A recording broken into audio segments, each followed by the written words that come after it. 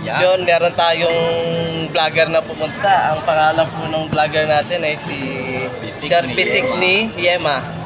Yan, sa mga nanonood, like ko lang po ito.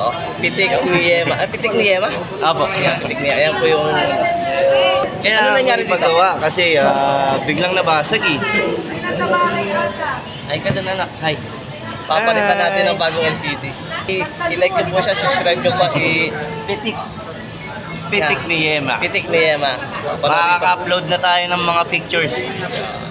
Kasi marami rin nanonood. Yan. Panoorin nyo pa mga idol. Yun, mga kapitik. Yema, nagawa na po natin yung LCD niya. Pinagawa niya po sa atin. Mura lang natin binigay. May free pa pong temper. Makaka-edit na tayo at makaka-upload mamaya. Uy, thank you. Makaka-free, panoorin niyo po yung video natin. Pati si Sir, like niyo po yung video niya. Kapitik Yema. Kapitik ni Yema. Pitik ni Yema. Thank you.